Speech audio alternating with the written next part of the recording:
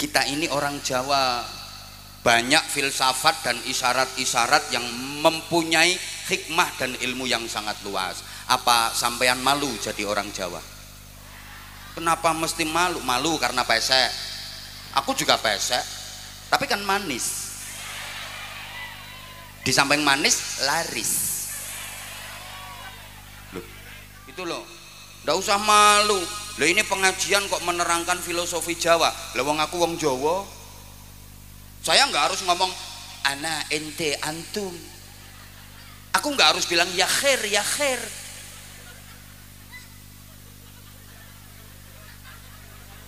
Halo? Pesek bene. Cetakane Gusti Allah kok. Ngono lho, Bro. Nah, apa laku papat bagi santri yang beridul fitri? Ibu bapak, adik-adik, laku papatnya adalah 1, takbiran di malam lebaran, walitukmilul iddata walitukabbirullaha ala ma hadakum. Semua ada dalilnya, orang sembarangan. Sesepuh kita dulu itu kalau bikin ajaran isyarat ndak sembarangan, cuma dalilnya nggak disampaikan, wong dihadapinya on. Kasih pengertian, yang penting faham, diamalkan gitu loh. Apa artinya qul ta'ala qul nabi tapi nggak bisa mengamalkan, betul? Ngono ki alasane wong sing ora apal dalil. Innal muttaqina fi jannatin wa uyun. Sesungguhnya orang-orang yang bertakwa dimasukkan ke dalam surga yang penuh dengan kenikmatan, surga yang ada sumber mata airnya. Kok disebutkan uyun, sumber mata air? Para jamaah, simbol dari tempat yang indah. Tempat yang indah itu mesti ada simbol mata airnya. Seindah-indahnya tempat kalau nggak ada airnya nggak jadi indah, betul? Maka surga biasa digambarkan tajri min tahtihal anhar, di bawahnya mengalir sungai-sungai, gitu loh. Bagaimana keadaan orang-orang bertakwa di surga nanti? Akhidina ma atahum rabbuhum. Mereka bebas mengambil, menikmati semua yang disediakan Allah untuk mereka di dalam surga. Jadi ahli surga itu bebas mengambil dan menikmati semua fasilitas di surga. Bismillahirrahmanirrahim. Alhamdulillahi rabbil alamin. Wal aqibatu lil muttaqin. Wala udwana illa 'alal zalimin. Rabbana la tuzigh qulubana ba'da idh hadaitana wa hab lana min ladunka rahmah innaka antal wahhab. Amma ba'du. Ulama'ana al-ajilla wa masyayikhana al-a'izza,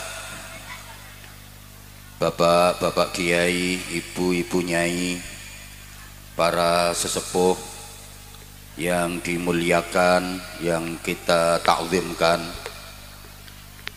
pejabat pemerintah dalam semua tingkatan bersama jajarannya, dari Forkopimda hadir Pak dan Ramil, yang kita hormati kepala desa, perangkat desa, tokoh-tokoh masyarakat, tamu-tamu undangan yang kita hormati, rekan-rekan panitia di backup tim keamanan dari TNI, Polri, Linmas, sahabat-sahabat Banser yang kita cintai, kita banggakan, hadirin, hadirat, mustami'in, mustami'at, bapak-bapak, ibu-ibu, adik-adik, seluruh jamaah, mudah-mudahan dikaruniai panjang umur, sehat walafiat fi taatillah, Islamnya semakin mantap, imannya semakin kuat, akhlaknya semakin mulia, takwanya semakin sempurna, ibadahnya makin istiqomah, selamat, mulia, bahagia dunia akhirat. Dalam rangka halal bihalal yang dilaksanakan oleh warga masyarakat Getas Kerep, pertama perkenankan saya menghaturkan doa taqabbalallahu minna wa minkum ajma'in, ja'alanallahu wa iyyakum minal aidina wal faizina wal ghanimina wal aminin, kullu amin wa antum bi khairin. Mudah-mudahan semua ibadah kita khususnya di bulan Ramadan diterima oleh Allah. Mudah-mudahan kita semua tergolong orang-orang yang kembali fitrah.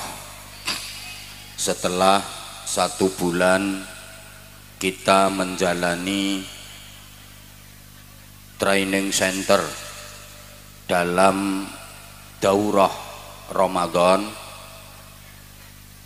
masyarakat Islam Indonesia itu mempunyai 3 konsep.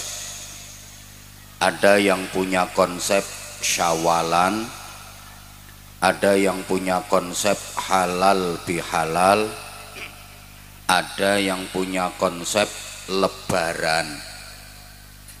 Kira-kira warga Getas Kerep ikut konsep yang syawalan, yang halal bihalal, atau yang lebaran?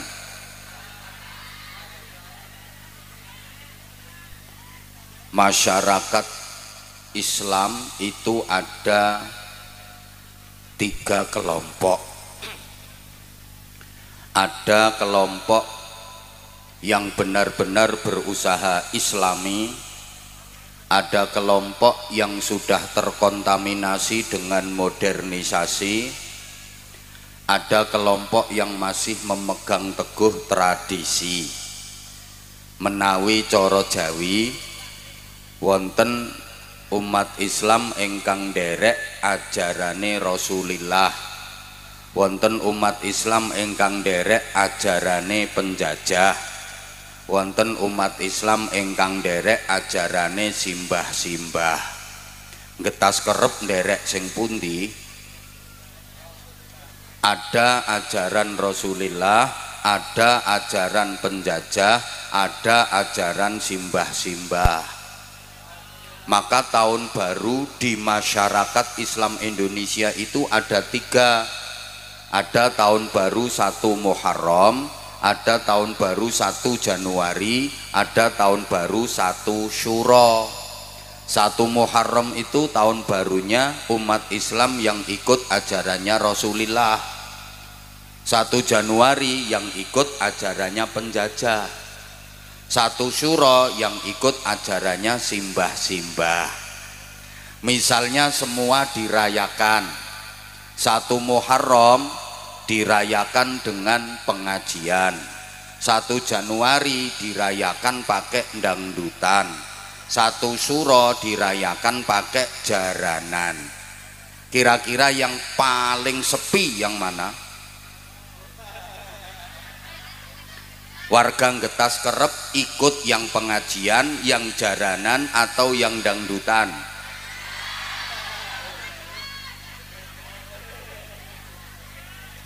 Makanya Bapak Ibu adik-adik para jamaah yang saya hormati, sama-sama menjalani ibadah Ramadan.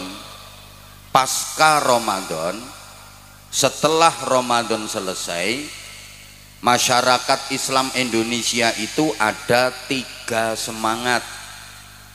Ada semangat syawalan, ada semangat halal bihalal, dan ada semangat lebaran. Syawalan itu semangatnya kaum santri, kaum sarungan, kaum gamisan. Halal bihalal itu semangatnya priayi, kaum celonoan. Sedangkan lebaran itu semangatnya wong abangan yang orang ngaji, kaum abangan. Saya ulang, Syawalan itu semangatnya santri, kaum sarungan. Halal bihalal itu semangatnya priayi, kaum celononan. Lebaran itu semangatnya wong sing orang ngaji, kaum abangan. Semangat lebaran itu begini, bulan Ramadan dianggap sebagai bulan penjara. Masuk Ramadan seperti masuk penjara. Amaliyah Ramadan adalah kerja paksa, sehingga hari-hari dijalani dengan terpaksa dan menderita. Makanya di akhir Ramadan yang dipikirkan apa? Kapan lebarannya? Kapan bodone? Kenapa begitu? Sebab mereka sebelum Ramadan berkawan dengan setan. Sebelum Ramadan berteman dengan setan. Begitu Ramadan, setan dipenjara, dia sedih, pisah dengan kawannya. Makanya di akhir Ramadan tidak berpikir mendapatkan Lailatul Qadar, tidak berpikir meningkatkan ibadah, tidak berpikir mendapatkan Syawal, tapi yang dipikir kapan setan temennya yang dipenjara itu dibebaskan, supaya bisa bergandengan kembali dengan setan. Makanya hari raya adalah hari-hari diare, balas dendam. Begitu Ramadan tamat, maksiatnya kumat. Wonten apa mboten? Wonten. Wonge saiki kipas-kipas.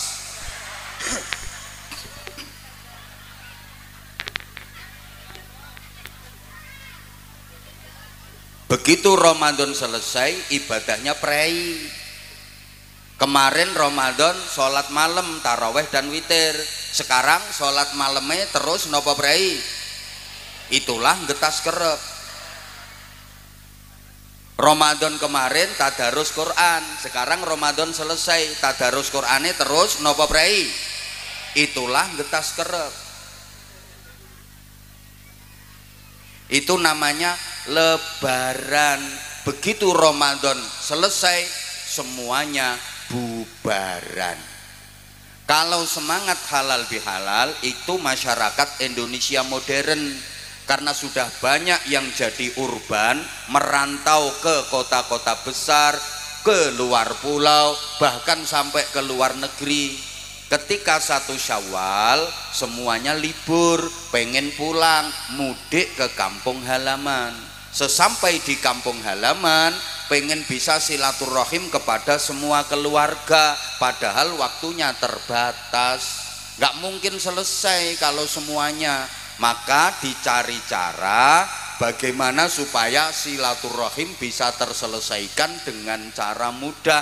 Dibikin acara, dalam 2 jam silaturahim selesai. Seperti malam ini halal bihalal. Sedangkan Syawalan itu semangatnya santri yang harus mengikuti sunnah Nabi. Bagi santri, Idul Fitri itu cuma 1 hari, yaitu tanggal 1 Syawal tok til. 1 Syawal tok til, jangan dirubah tok tol loh ya. Kok cuma 1 hari? Ya, sebab Idul Fitri itu adalah hari raya kecil. Hari raya yang besar itu Idul Adha. Idul Fitri disebut hari raya kecil, Idul Adha disebut hari raya besar. Mari kita buktikan. Dari segi waktu, Idul Fitri cuma 1 hari, tanggal 1 Syawal tok til.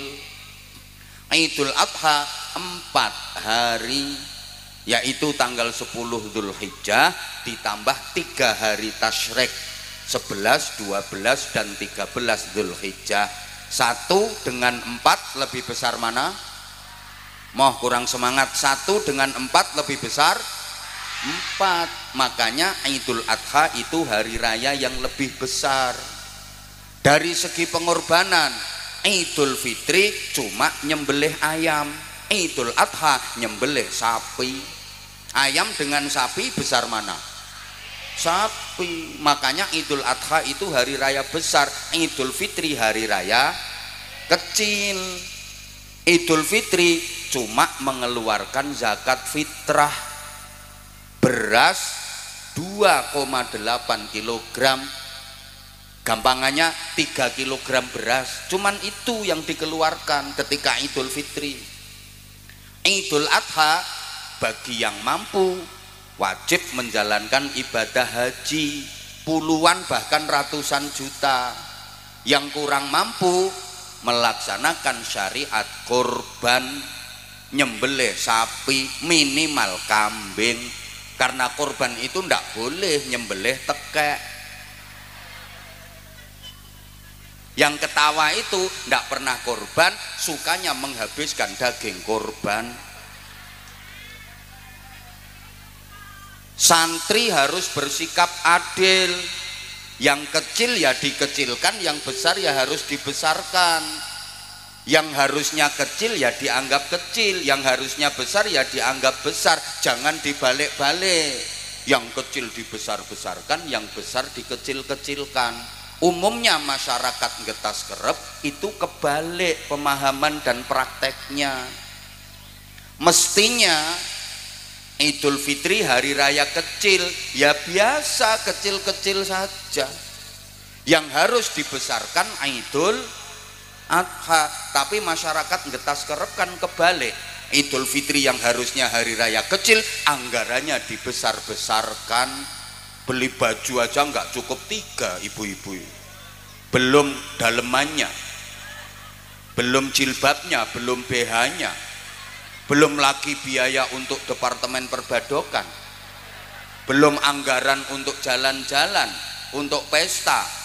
Sehingga karena Idul Fitri itu anggarannya geden-gedenan dibesar-besarkan, waktu Idul Adha kehabisan anggaran sampai nggak bisa kurban. Ini kebalik. Santri itu Idul Fitri cuma 1 hari, tanggal 1 Syawal tok. Untuk apa? Untuk bertaqabbalallahu minna wa minkum. Artinya semoga Allah menerima amal saya dan amal Anda semua. Amal itu bahasa Jawanya laku. Lakune wong Idul Fitri niku wonten 4, maka disimbolkan pakai kupat. Artinya laku papat. Jadi kupat itu bukan hanya bermakna ngaku lepat. Kata orang Jawa, kupat ngaku lepat. Lontong olo-olone kotong, lepet sing olo disilep rapet. Angel golek kiai nerangke ngene iki angel. Mula ya larang. Pengen murah ya ketua RT-mu kon ceramah. Loh, kupat itu bukan hanya bermakna ngaku lepat, tapi kupat itu artinya laku papat. Itu sebenarnya isyarat, tapi oleh masyarakat dijadikan sebagai syarat, padahal sebenarnya cuma isyarat. Allahumma sholli ala Muhammad. Ini harus diulang, dijelaskan secara detail. Kayaknya masih belum paham. Soalnya yang saya hadapi ini cantik-cantik, cuma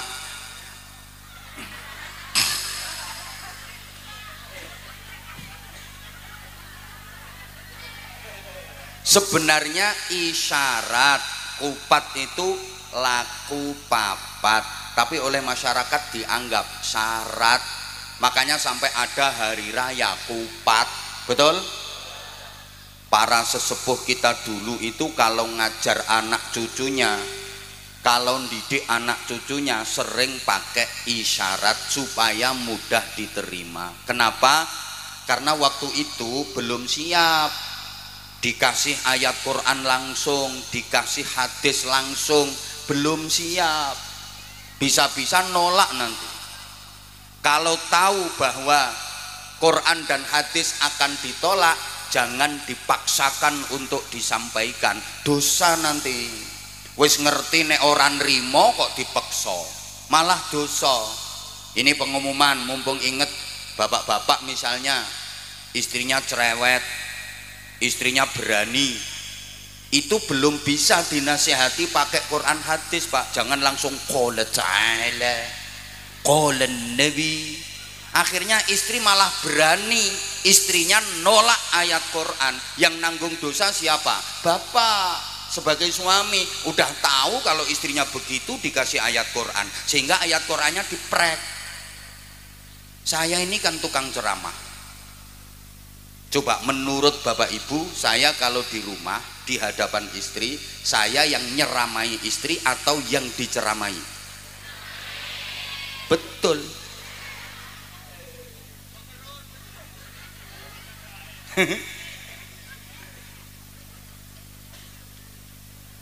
Kalau dikasih langsung ayat Quran, langsung hadis, bisa-bisa ditolak.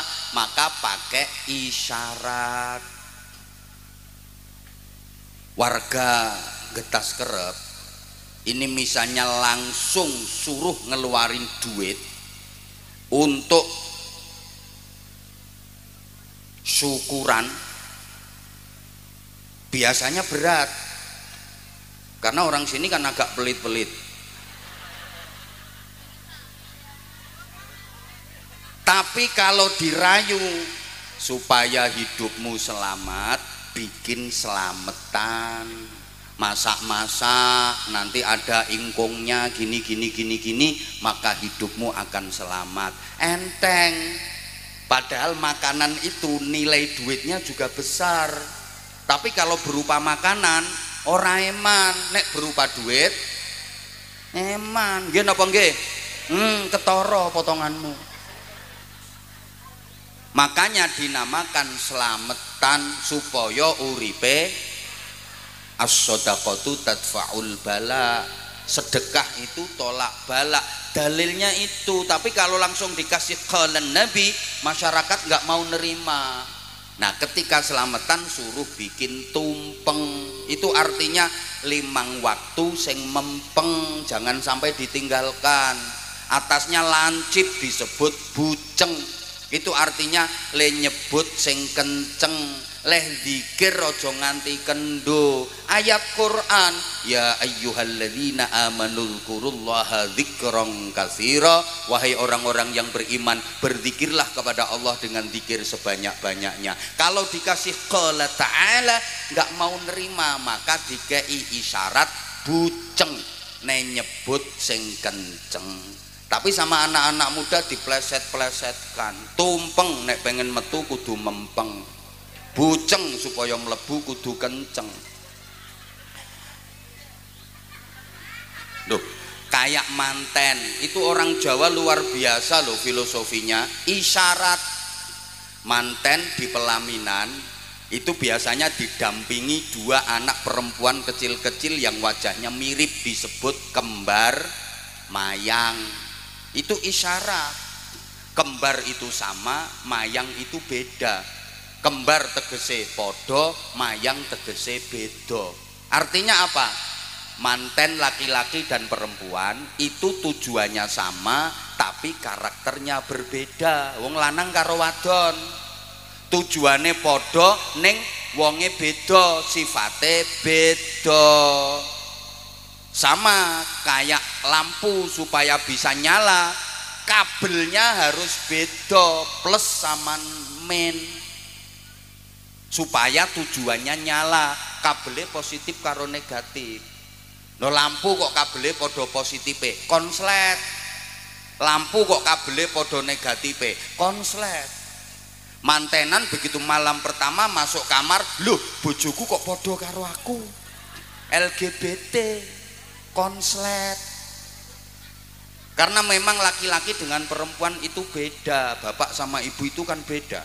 Bapak suka mengecilkan hal yang besar, kalau ibu suka membesarkan hal yang kecil.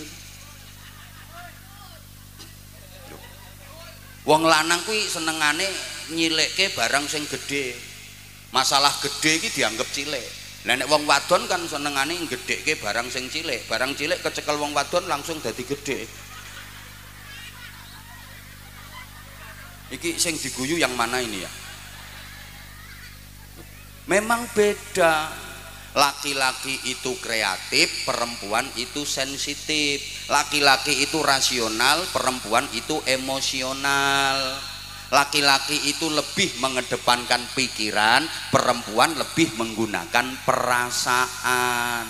Suami itu pakai pikiran, istri pakai perasaan. Makanya kalau terjadi cekcok suami istri, suami biasa ngomongin istrinya, sampeyan orang mikir. Makanya bu mikir, kata istrinya, ya sampeyan wong lanang orang ngerasake dadi wong wadon. Halo, dilanjut. Laki-laki itu pakai pikiran, kalau ada apa-apa mikir. Beda dengan perempuan, kalau ada apa-apa pakai perasaan. Ada ular besar masuk rumah, keloket. Wong lanang mikir, gimana caranya ngusir ulo, gimana caranya mateni ulo, golek kayu gepuk pentungi ulone. Lek wong wadon mboten, wong wadon ini pakai perasaan. Omah kok klebon ulo keloket langsung ulo. Dipikir nek gejuk-gejuk kayak gini ulone ngeleles mati.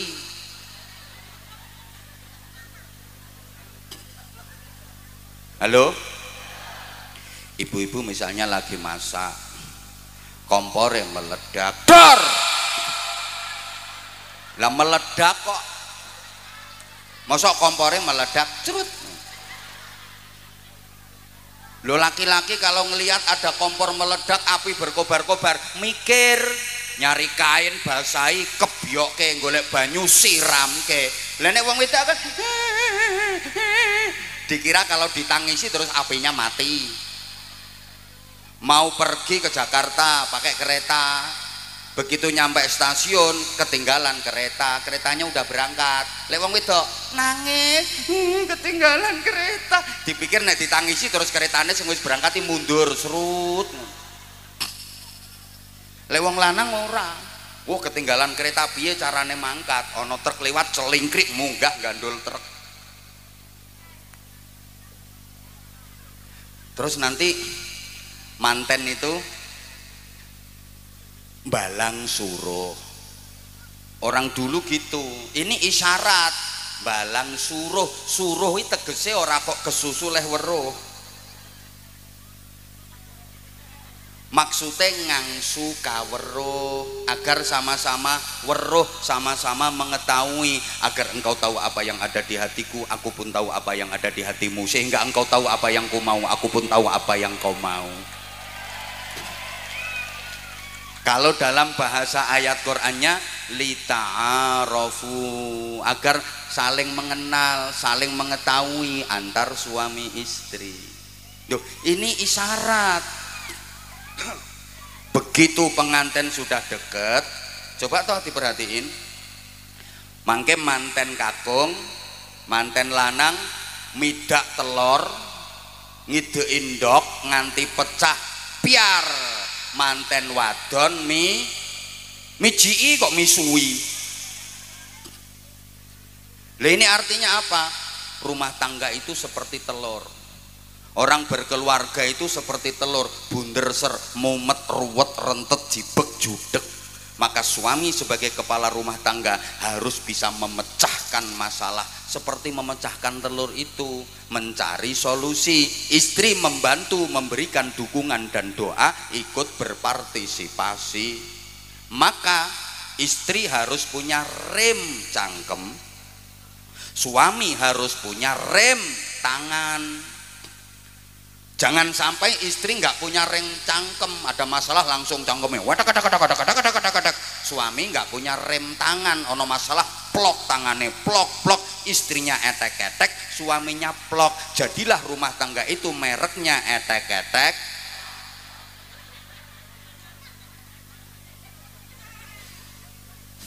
Nah, sekarang kita kembali ke kupat yang di bawah. Mohon maaf ya, nggak usah pengen dengan yang dihidangkan di panggung.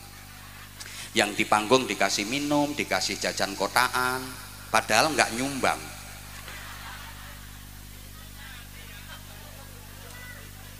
Ngertilah. Halo, bisa dilanjut? Oke, saya di sini cuma sebentar kok. Loh, nanti masih ada ceramah lagi. Kemudian saya juga mau geser, pindah tempat. Mohon izin, saya cuma 30 menit saja. Tolong yang nggak ikut nyumbang nggak usah rewel, nggak usah cerewet. Loh, kita ini orang Jawa, banyak filsafat dan isyarat-isyarat yang mempunyai hikmah dan ilmu yang sangat luas. Apa sampean malu jadi orang Jawa? Kenapa mesti malu? Malu karena pesek. Aku juga pesek, tapi kan manis. Di samping manis, laris. Loh. Emang harus jadi orang Eropa yang tinggi-tinggi, putih-putih, mancung-mancung? Allah menilai manusia bukan dari fisiknya kok. Gitu loh. Nggak usah malu. Loh, ini pengajian kok menerangkan filosofi Jawa. Lah wong aku wong Jawa. Saya nggak harus ngomong ana, ente, antum. Aku nggak harus bilang ya khair, ya khair.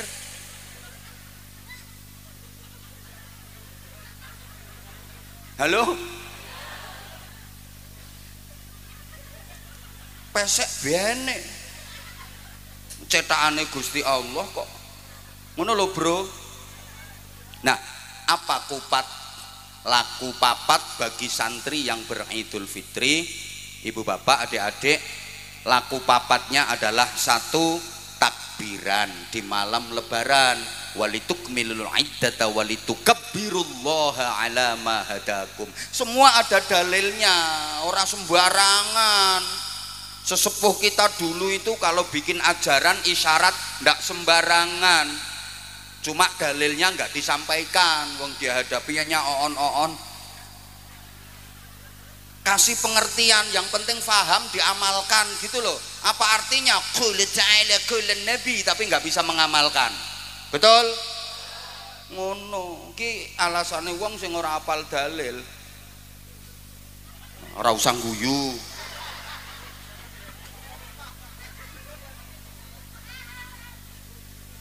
Nomor 1, takbiran di malam lebaran.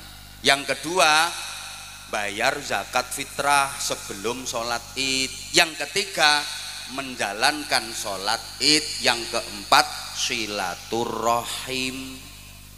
4 laku ini bagi santri bisa diselesaikan dalam 1 hari. Tanggal 1 Syawal tok, cukup 1 hari selesai.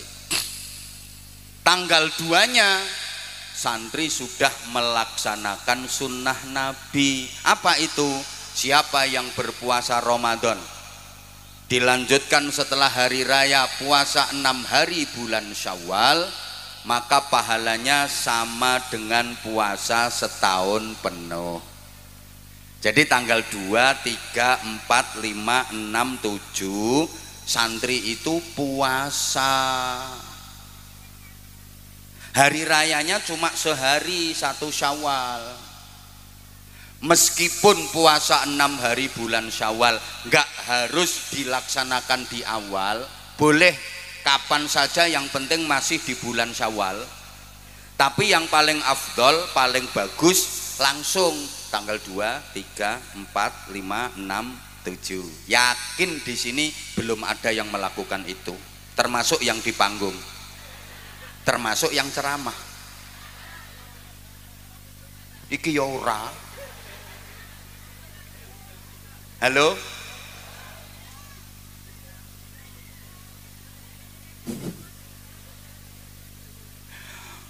Udah Bapak Ibu jamaah yang saya hormati rahimakumullah.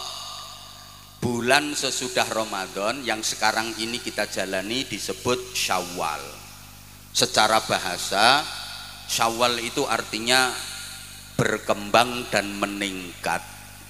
Kita harus meningkatkan kualitas diri, meningkatkan prestasi ibadah, meningkatkan iman dan takwa.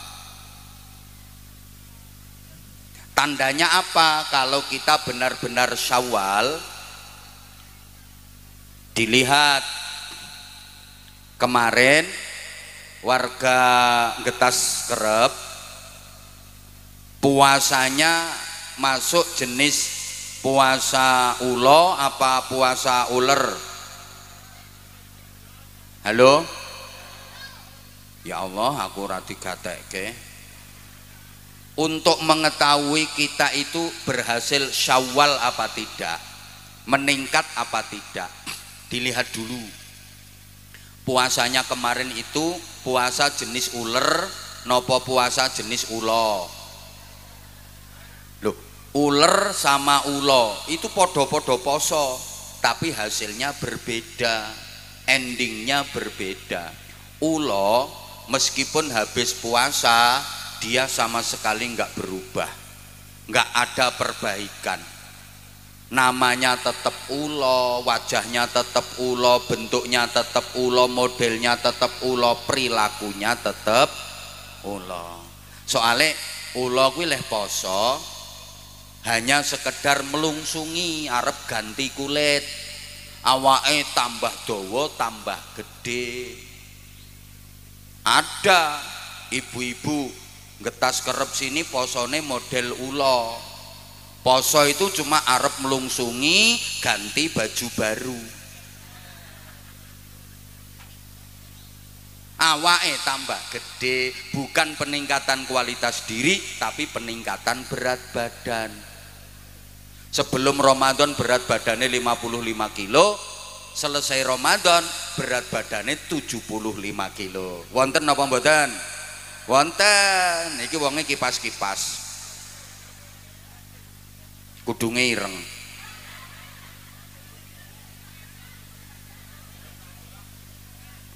Poso ulo, habis makan sahur nggak langsung persiapan sholat subuh, melungker meleh wong ulo. Selesai berpuasa, kehadirannya tidak membawa harapan, justru malah menjadi ancaman.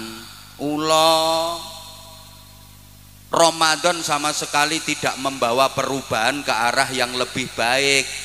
Ya semangatnya lebaran tadi, poso ulo. Beda dengan uler. Sebelum puasa jelek, menjijikkan, gateli, gilani, sumber penyakit. Mlakune gremet, ora ana wong seneng uler. Cobi misalnya ibu-ibu ngumpul kayak gini terus tak uncali uler 2 kilo, pure. Bubar, ngerusak. Uler itu nggak ngapa-ngapain, nempel tok lho ngerusak. Nempel neng kulit, kulitnya gatel, keroken, bliduren. Nempel neng godong, godongnya rusak, rencem bolong-bolong. Nempel neng tanduran, tandurannya rusak, gering. Nempel neng buah, buahnya rusak, bosok. Nempel neng untumu, nek untuku ora. Untumu rusak, kerowo, uler. Makanya kalau ada orang sukanya ngerusak, bikin rusuh, biasa dijuluki uler. Pripun? Getas kerep mriki wonten ulere mboten? Ulere lanang apa wadon? Halo? Halo? Lah ulere poso berproses jadi kepompong. Bahasa Inggrisnya the ngentung. Lantong itu kan poso, orang mangan, orang ngombe, orang rabena. Selesai ngentung berubah jadi baik, namanya berubah, bukan lagi uler tapi kupu. Melakune berubah, asalnya gremet sekarang terbang, jadi simbol ketinggian derajat. Makanya wong getas kerep itu kalau Ramadannya berhasil, lepas Ramadan bisa terbang, jadi Superman. Derajatnya naik. Allahumma sholli ala Muhammad. Dilanjut. Asale elek, selesai puasa berubah jadi cantik. Tadinya ngerusak, habis puasa manfaat, membantu proses pembuahan. Kembang wilo iso dadi buah dibantu kupu. Tadinya wah makannya sembarang, sing dipuangan sembarang kayak ngerusak. Selesai puasa mboten sembarang leh mangan, hanya sari-sari bunga, halalan thayyiban. Ora ana kupu kok ngerokoti telek. Halo? Ya Allah. Tadinya menjijikkan, menakutkan. Begitu berubah jadi kupu-kupu menyenangkan, simbol keberuntungan. Kabeh wong seneng kupu, bocah cilik-cilik wae seneng. Omah dileboni kupu jare wong-wong arep ana tamu. Duwe anak wadon wis gedhe urung ketemu jodoh, omah dileboni kupu, seneng. Lho nok, omahe dileboni kupu, jodohmu arep teko. Ning sabar ya nok, kupune rupane kok ireng.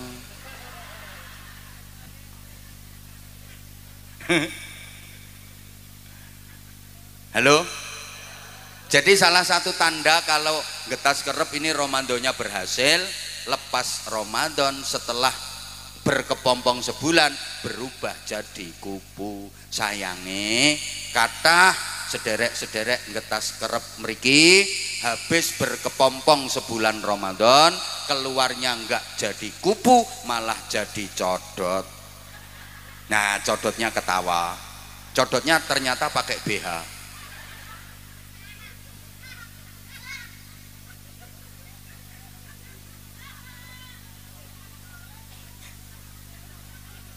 Allahumma sholli ala Muhammad. Masih ada waktu 10 menit. Iya. Bapak Ibu para jamaah, peningkatan di bidang apa yang kita hasilkan dari madrasah Ramadan? Setidaknya peningkatan di bidang takwa. Karena tujuan utama ibadah puasa Ramadan itu la'allakum tattaqun, agar kalian menjadi orang-orang yang bertakwa. Karenanya para jamaah yang saya hormati rahimakumullah, dalam kesempatan yang terbatas ini masih ada waktu 10 menit. Aku tahu kamu nggak mau aku tinggalin. Yuk ikut aku yuk. Saya akan menjelaskan secara singkat takwa sosial, takwa aplikatif, agar kita bisa tampil sebagai kupu setelah berkepompong sebulan penuh. Takwa sosial ini kalau bisa kita lakukan, insya Allah kita selalu mendapatkan rahmatnya Allah. Kita akan dimasukkan surga oleh Allah. Karena syarat masuk surga itu harus takwa. Bapak Ibu kalau baca Quran membicarakan surga, itu nanti endingnya uiddat lil muttaqin. Surga itu disediakan bagi orang-orang yang bertakwa.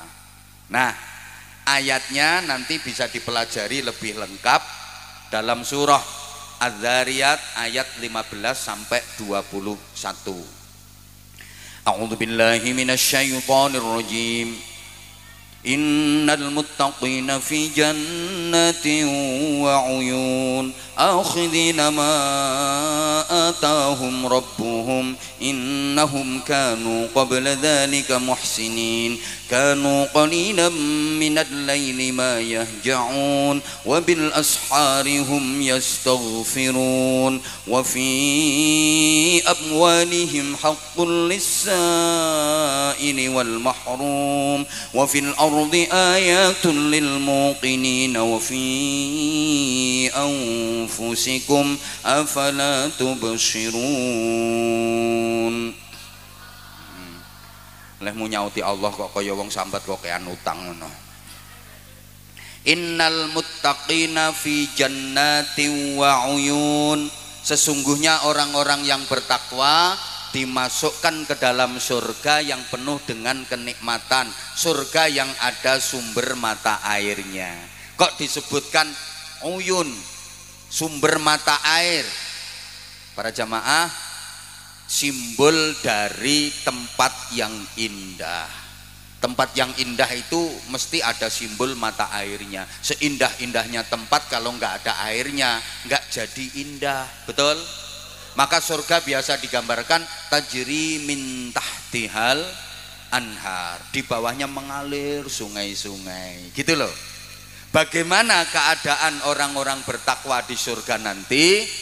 Akhidina ma atahum rabbuhum Mereka bebas mengambil, menikmati semua yang disediakan Allah untuk mereka di dalam surga. Jadi ahli surga itu bebas mengambil dan menikmati semua fasilitas di surga. Ini beda dengan Nabi Adam dulu. Nabi Adam dan Ibu Hawa dulunya kan ditempatkan di surga. Betul? Kok orang semangat ya? Betul? Sebelum dikeluarkan dari surga, Nabi Adam dan Ibu Hawa ditempatkan di surga, dipersilahkan menikmati semua yang ada di surga, tapi masih ada larangan, ada pantangan. Apa itu? Wala taqraba hadhihi syajarah. Tidak boleh mendekati pohon itu, syajaratul khuldi. Akhirnya Nabi Adam melanggar, mendekati, memetik, bahkan memakan buah dari syajaratul khuldi, kemudian dikeluarkan dari surga. Begitu dikeluarkan dari surga, Nabi Adam menyalahkan siapa? Menyalahkan setan, iblis? Enggak. Menyalahkan Ibu Hawa? Enggak. Menyalahkan Allah? Enggak.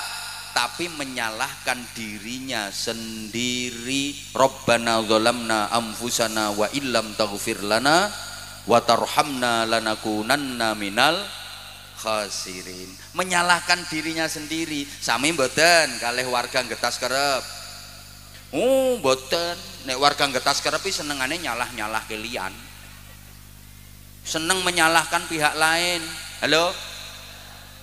Orang Getas Kerep itu sukanya menyalah-nyalahkan orang lain. Coba sampean punya anak nakal, nyalahke awake dhewe napa nyalahke anak? Halo? Ya Allah, ibu-ibu punya suami ndablek, pelit, nyalahkan awake dhewe apa nyalahkan suami? Guru punya murid nakal, nyalahkan awake dhewe napa nyalahne murid? Kita umumnya suka menyalahkan orang lain. Dadi penceramah terus ora digatekke, ora diperhatikan sama jamaah, menyalahkan awake dhewe napa nyalahke jamaah? Nyalahne jamaah padahal ceramahe ora menarik. Yuk belajar dari Nabi Adam, menyalahkan dirinya sendiri. Kemudian taubat, evaluasi diri, taubat, akhirnya nanti balik lagi ke surga. Beda dengan iblis. Iblis nggak mau menyalahkan dirinya sendiri. Iblis nyalah ke Nabi Adam, nyalah ke Ibu Hawa, nyalah ke Gusti Allah. Makanya iblis sampai kapanpun nggak akan bisa balik ke surga. Nah, dari dua contoh tadi, iblis dan Nabi Adam, kira-kira Getas Kerep keturunan siapa? Keturunan siapa? Nah, kalau merasa keturunan Nabi Adam, ya harus mau niru Nabi Adam, mencontoh Nabi Adam. Kalau nggak mau niru Nabi Adam, berarti koncone. Paham? Nabi Adam dulu di surga masih ada larangan. Nah, sampean besok di surga nek sido apa ora? Nah, yen sido itu di sana nggak ada larangan, nggak ada sirian, nggak ada pantangan, bebas sebebas-bebasnya. Kalau di dunia nggak ada orang bebas, itu nggak ada. Coba siapa di dunia ini yang bebas berbuat semaunya, bebas melakukan sesukanya? Nggak ada. Setinggi-tingginya pangkat, apa dia bebas berbuat sesukanya? Kok ora dijawab yo? Sak dhuwur-dhuwure jabatan di dunia ini, apa orangnya bebas berbuat sesukanya? Ora, malah wong sing duwe pangkat jabatan iki ora iso bebas. Dipentelengi terus sampai KPK. Leres napa leres? Orang punya jabatan itu sekarang malah nggak bisa bebas hidupnya, nggak bisa tenang tidurnya, hartanya diaudit, kekayaannya harus dilaporkan, sumbernya dari mana, peruntukannya apa. Ora iso bebas. Lebih bebas sampean. Sopo sing arep neliti sampean? KPK moro sampean arep mriksa apa? Sotel. Halo? Orang kaya raya di dunia ini apa mentang-mentang kaya terus dia bebas berbuat sesukanya? Ya ndak lah. Siapa yang bebas di dunia ini? Jadi penceramah, pegang mic, mengendalikan acara, menguasai panggung, apa dia bebas berkata semaunya? Ndak iso bebas, salah ucap viral. Betul? Di dunia ini ndak ada orang yang bebas itu, mentang-mentang kaya terus bebas. Misalnya orang kaya diundang pesta prasmanan, apa dia bebas ngambil makanan sesukanya? Enggak, apalagi kalau sudah tua. Banyak sirian, banyak pantangan. Ditawari nasi, Mbah, sidik wae. Sop, Mbah, duduhe wae. Ini khas Tegal sate, Mbah, sunduke wae. Apa maneh gek ditutke bojone gek sing wedok ki galake kaya asu manak kae. Arep njukuk ngene tampil, arep njukuk ngene ra entuk, arep nyiduk kikil aja kuwi, eling penyakite. Kari delongap urip matane tok. Apalagi kalau sudah kena penyakit komplikasi, dengan semua jenis makanan yang digemari nggak berani mengkonsumsi. Kasih sate dihindari, yang dicari malah ikan teri. Kasihnen dikit tensinya tinggi, makan cumi-cumi alergi, makan sambal goreng ati asam urat kambuh lagi, ginjal keserang cuci darah seminggu 2 kali. Kasih minum manis minta ganti karena udah punya pabrik gula sendiri. Istrinya masih cantik udah disfungsi ereksi. Mendekati istri disingkri, walaupun minum jamu kuat tetap nggak bisa berdiri. Maunya 3 kali cuma bisa sekali, itu pun memaksakan diri.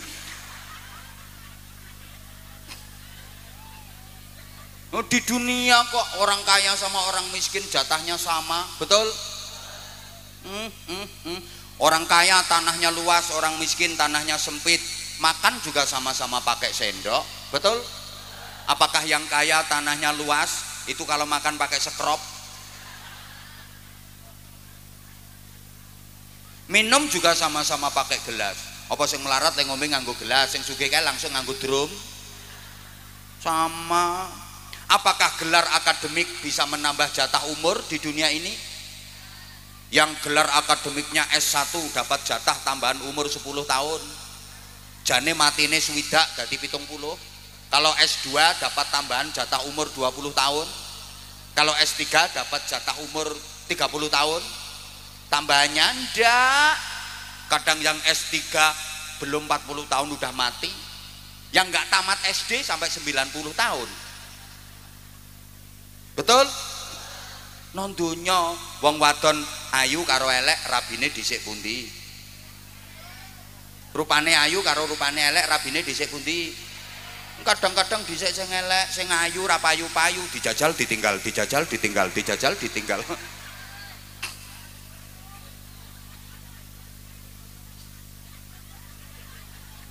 Donya kok. Yang kerja sama yang nggak kerja jatah rezekinya banyak mana? Yang kerja sama yang nggak kerja jatah rezekinya banyak mana? Kadang-kadang banyak yang nggak kerja. Orang yang kerja itu malah mencarikan yang nggak kerja. Betul? Loh, contoh sekarang aja loh. Yang kerja saya ceramah, jenengan ndak kerja. Ketoke aku disuguhi semene oke. Mana sempet. Arep mangan yo isin. Lah sampean yang ndak kerja, wis entek kabeh kuwi. Ini dunia.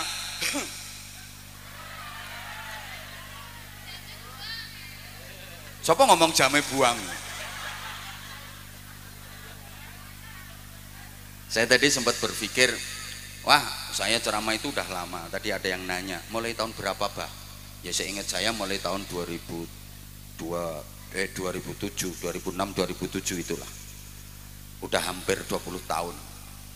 Tak pikir ya masyarakat udah pada bosan sama saya. Begitu saya datang, ya Allah, ternyata jamaahnya masih berjubel. Sempet ya kan sekarang banyak penceramah baru. Sempet khawatir sih kamu tuh berpaling ke lain hati. Ternyata enggak, kamu masih tetap setia sama aku. Makasih semuanya. Aku kalau tahu kayak gini tuh makin sayang aku sama kamu. I love you semuanya, I love you. I love you semuanya. I love you. Sing tuwek ra usah ngene-ngene.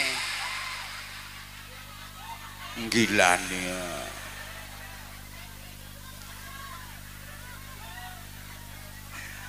Nah, sekarang apa kriteria muttaqin? Kriterianya orang bertakwa, indikasi takwa sosial yang dijanjikan surga bagi mereka. Setidaknya ada 5. Ada berapa Bapak Ibu? 5. Yen wong Jawa wonten tembang lir-lir nika, cahangon-cahangon penekno blimbing kuwi. Kenapa kok menek blimbing? Liringane 5. Maka ini 5 liringane blimbing. Rata-rata blimbing itu buah sing liringane 5. Ya ana liringane ming 3, soalnya sing loro dikrokoti bocah kae.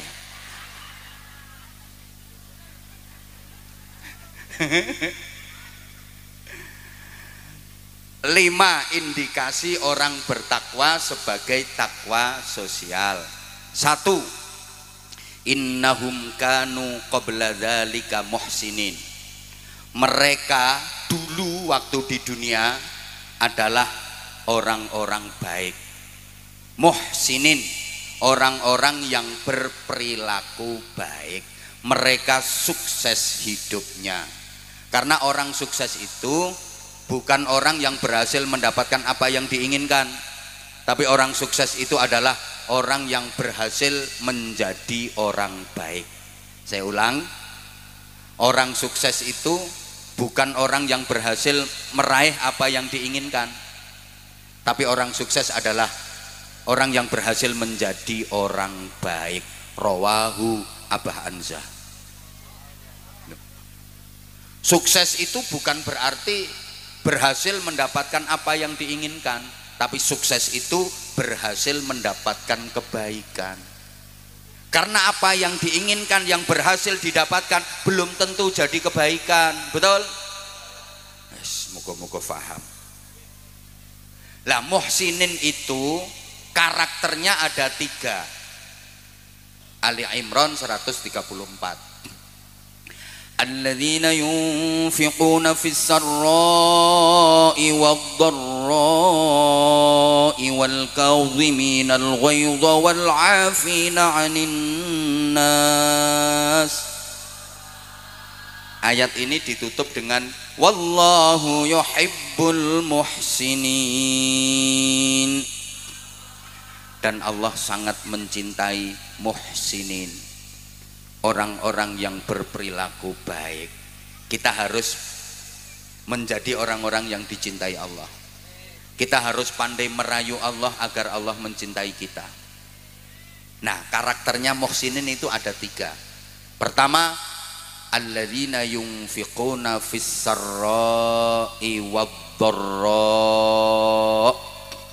Orang-orang yang suka berinfak, suka menolong, suka membantu, suka bersedekah, baik di waktu sempat maupun di waktu sempit, di waktu longgar maupun di waktu rupek. Fisarra, di waktu sehat, di waktu kaya, banyak duit, waktu senang, bahagia, berinfak. Fiddarra, di waktu sempit, di waktu kepepet, di waktu sakit, di waktu miskin, sedikit duit, tetap berinfak. Halo? Ayo sampean jawab sedekah. Ngoten nggih?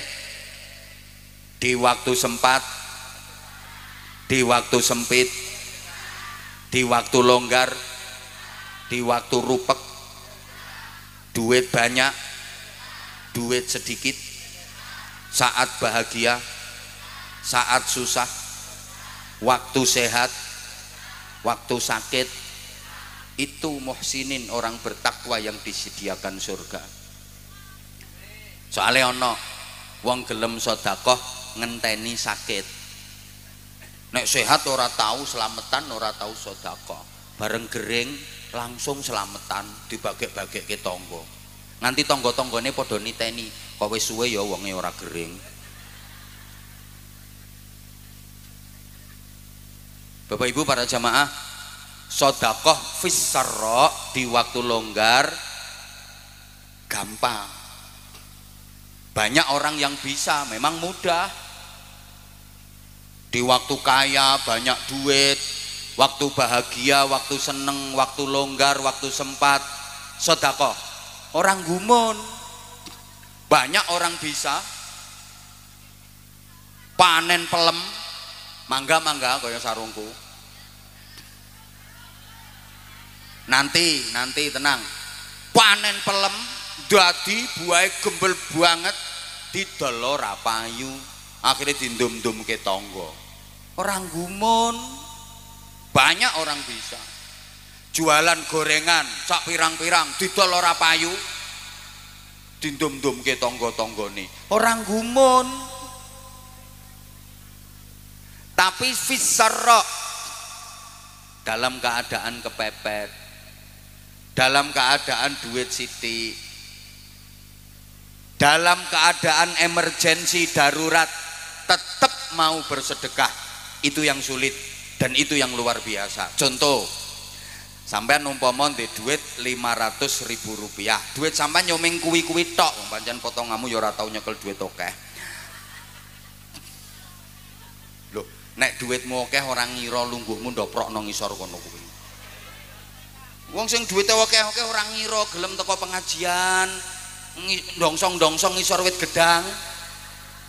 Kayak sing duwe perusahaan, sing duwe pabrik, duitnya miliaran, ora bakal rawuh no pengajian kene, nggih napa nggih?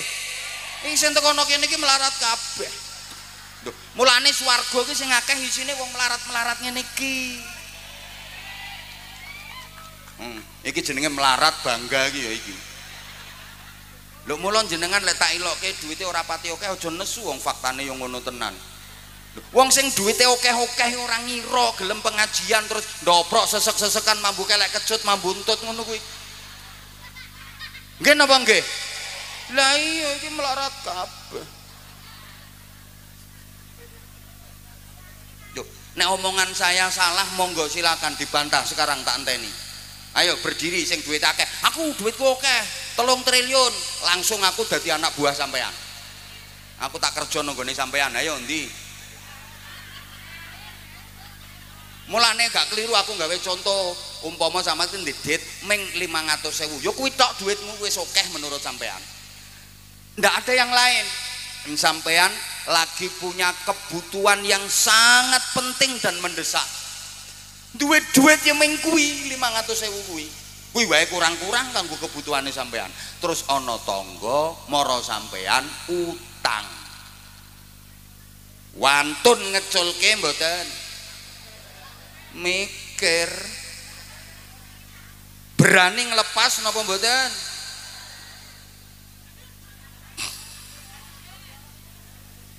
Kalau orang bertakwa wani ngeculke, walaupun dirinya sendiri lagi punya kepentingan yang mendesak, ada duit cuman itu aja, tetangga membutuhkan, teman membutuhkan, wani ngeculke. Kenapa berani? Karena yakin dengan jaminan Allah pasti akan diganti oleh Allah dengan ganti yang lebih baik dan lebih banyak. Amin. Apa orang meyakinkan. Loh. Makanya sampean kalau diberi sesuatu sama orang itu pertama disuruh terima kasih, matur. Yang kedua suruh mendoakan. Doanya gimana? Jazakumullahu khairan katsira. Mudah-mudahan Allah membalasmu dengan balasan yang lebih baik dan lebih banyak. Karena memang orang yang bersedekah pasti akan dibalas oleh Allah dengan balasan yang lebih baik dan lebih banyak. Percaya napa mboten? Percaya napa mboten? Sing ora melu jawab berarti ra percaya, syahadat melih. Percaya napa mboten? Aku juga percaya kalau kamu percaya. Emang kamu percaya, makanya aku percaya. Cuma gini, banyak orang yang percaya sama Allah tapi nggak berani menaruh kepercayaan penuh kepada Allah. Ini kene ora dijelaske ya ora paham. Wong kene ki ayu-ayu tapi banyak orang yang percaya sama Allah tapi nggak berani menaruh kepercayaan penuh kepada Allah. Kepada Allah itu nggak berani menaruh kepercayaan penuh, masih khawatir, ya ini tak percayakan sama Allah, duitku tak lepas, tapi nanti balik apa enggak ya?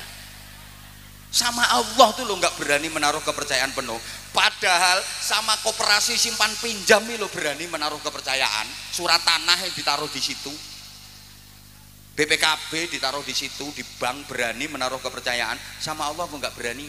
Oke, Bapak Mas, sampean misalnya mancing di Belumbang, sampean berani buang cacing karena sampean ada harapan mau dapat. Lo sama Belumbang aja percaya, masa sama Allah nggak percaya? Halo? Sampean kalau berani buang 100.000, kasih ke musola, kasih ke masjid, kasih ke pesantren, kasih ke anak-anak yatim, harapan sampean dapat 100 miliar. Buang cacing dapat gurami. Lo sama Belumbang aja percaya, masa sama Allah nggak percaya? Iki sing pelit iki mikir iki. Udah gini aja, contoh paling gampang. Ada tamu di rumah sampean, panas, tamunya dipersilakan, silakan duduk, terus tamunya duduk. Habis itu sampean kasih suguh minum, silakan diminum. Minum. Nah gini, stop. Nah, terus diminum sama tamunya. Bismillahirrahmanirrahim. Bismillah.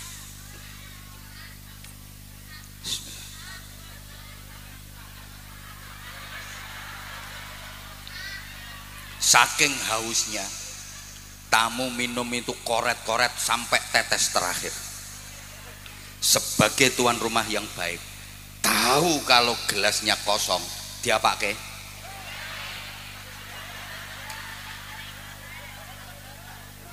pon, dijoki meleh, bahkan lebih banyak. Allah juga gitu. Kalau ngelihat hambanya berani sodakoh sampai koret-koret sampai tetes terakhir, pasti dijoki meleh sama Allah. Itu Anwar Zahid.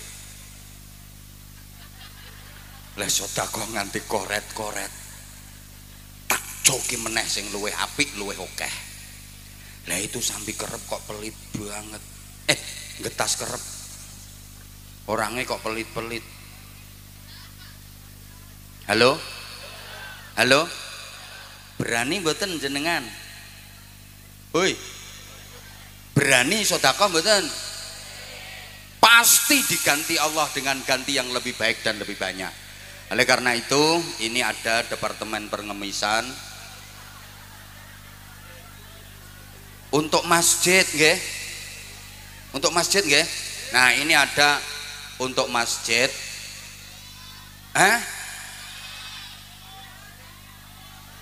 Sudah tadi. Sudah. Berapa sing dicemplungke? 2.000. Ya entuk iwak gatul. Kalau pengen dapat gurami ya 100.000. Yang tadi 50.000 dapatnya mujair. Yang 20.000 dapat ikan sepat. 2.000 gatul. Sudah ya tadi ya. Ya udah, kalau udah ya ndak usah ya, sampun kalau wau alhamdulillah. Apa? Loh, bentar toh, ini belum selesai materinya kok. Yang kedua, kan muhsinin itu kriterianya 3. 1, yunfiquna fis sarra'i wad dharra. Yang kedua, wal kadhiminal ghaidha. Ayat ini kan biasa dibaca kalau ada acara halal bihalal. Mampu menahan amarah, iso ngampet kanepson, ora nesuan, tidak jadi pemarah, pembenci, apalagi pendendam, tapi jadi punya kesabaran yang tinggi. Itu tandanya muhsinin, mampu menahan amarah, mempunyai kesabaran yang tinggi. Kenapa kita harus sabar dalam hubungan sosial bermasyarakat? Bapak Ibu para jamaah, kita berbuat baik kepada orang itu belum tentu dibalas dengan kebaikan, betul?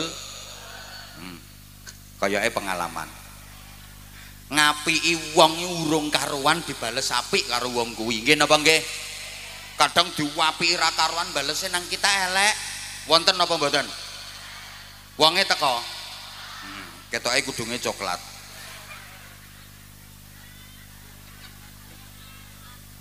Kita memberi kepada orang belum tentu dibalas dengan diberi, betul? Ya Allah, mau kurang semangat tak baleni. Kita berbuat baik kepada orang lain, belum tentu orang lain itu membalas kita dengan kebaikan, betul? Kita memberi kepada orang lain, belum tentu orang yang kita beri itu membalas kita dengan memberi, betul?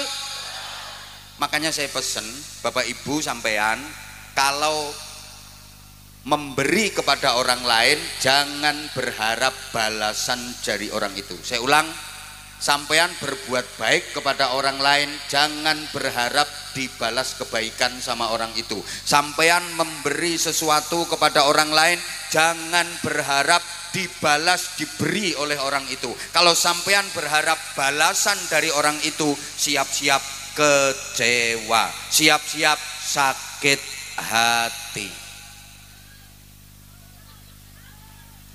Ada guru ngajar muridnya, berarti itu guru memberi ilmu kepada muridnya, betul? Lah kok gurunya berharap balasan dari muridnya, pasti gurunya kecewa, karena nggak mungkin muridnya bisa membalas. Paham? Ya Allah, kayaknya kok ora paham ngono kayaknya. Guru ngajar muridnya berarti guru memberi ilmu kepada muridnya. Lah kok gurunya berharap diberi ilmu oleh muridnya, kecewa, sakit hati, nggak mungkin muridnya bisa membalas. Orang tua membiayai anaknya di bidang pendidikan, sekolah, mulai pos PAUD, PAUD, playgroup, TK sampai perguruan tinggi sampai sarjana lengkap. Kok orang tua berharap balasan dari anaknya, pasti kecewa. Betul? Saya memberikan ceramah kepada sampean semua, kok saya berharap balasan ceramah dari sampean semua? Kecewa saya, nggak mungkin.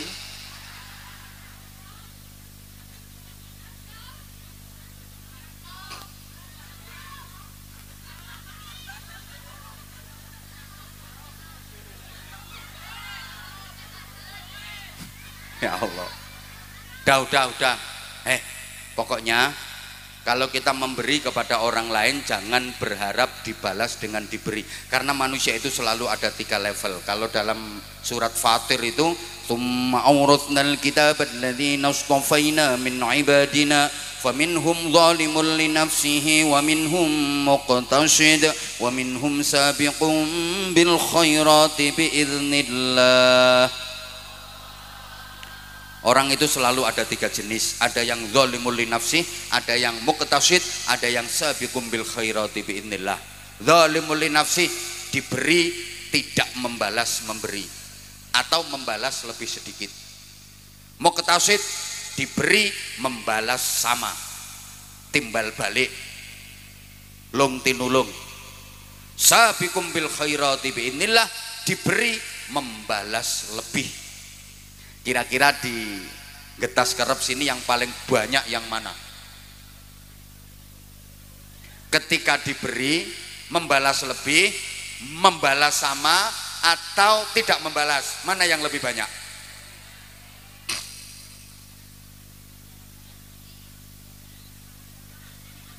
Oke, langsung dijelaskan daripada nggak ada yang jawab, ngomong jawab bingung. Yang paling sedikit itu yang membalas lebih, itu paling sedikit. Maaf, zalimul li nafsih paling banyak. Wong masyarakat kita itu kayak tumpeng itu loh, kayak tumpeng. paling bawah itu paling ombo dhewe, paling gede dhewe, sing tengah tanggung, dhuwur dhewe lancip niku paling sithik.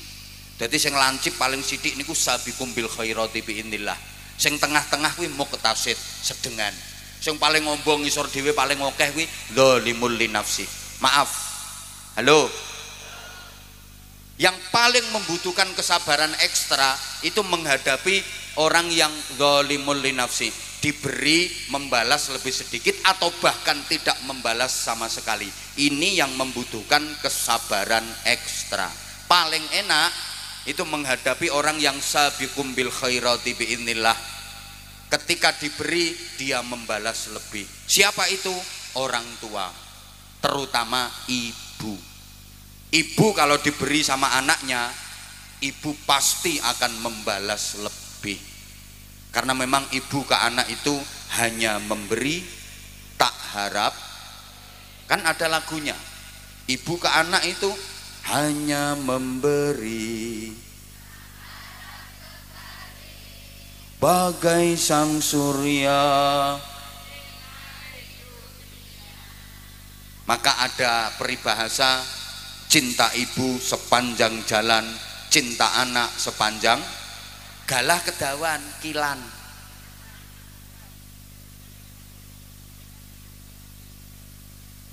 Loh, contoh paling gampang, anaknya merantau di Jakarta, waktu lebaran pulang sowan ke ibunya. Paling anak itu cuma bawa minyak goreng 2 kilo, gula 2 kilo, roti kaleng sing tanggung 1, itu pun wis dibuka segele, dijukuk wafere, sama duit 200.000 dibungkus amplop, kasihkan ke ibunya. Tapi anak 6 digawa kabeh, tekan ibune kono anak 6 disangoni 100.000 kali 6, torok ibune wisan. Itu dibelehke pitik, tukokke sate, dimasake reno-reno. Ibu pasti memberi lebih. Begitu anak balik pulang ke Jakarta, bagasi mobil kebak, beras sak ketane blusek mlebu, klopo sak degane blusek mlebu, pitik sak kandange digawa. Begitu anak udah balik Jakarta, ibunya di teras rumah tenger, alhamdulillah rampoke wis minggat.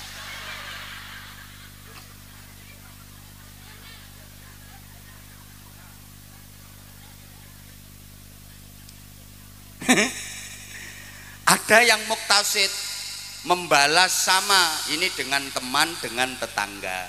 Misalnya ibu bapak sampean habis punya hajat menantu, ada tetangga sampean nyumbang 200.000. 5 tahun kemudian tetangga sampean yang nyumbang itu punya hajat mantu, kira-kira bapak ibu buka buku napa mboten? Buka catatan napa mboten? Dulu disumbang 200.000, sekarang balik ke pinten? Wis 5 tahun ya tambah. Kruse beda wisan. Mosok tetep 200.000. Oh, pelit. Nah, yang paling membutuhkan kesabaran itu menghadapi zalimul li nafsi. Orang yang ketika diberi membalasnya lebih sedikit atau bahkan tidak membalas sama sekali. Menghadapi orang yang nggak tahu diri, nggak tahu balas budi, bahkan menyakitkan hati. Bertepuk sebelah, air susu dibalas dengan air, ditulung malah dikeiatin rogoh. Kau yang mulai, kau yang berjanji, kau yang ya nasib, ya nasib.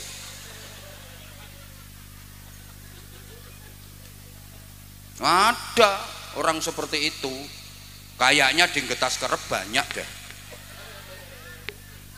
Disumbang ping 5 balike ming 1. Wonten mboten? Ono, wonge saiki nganggo kudung warna pink.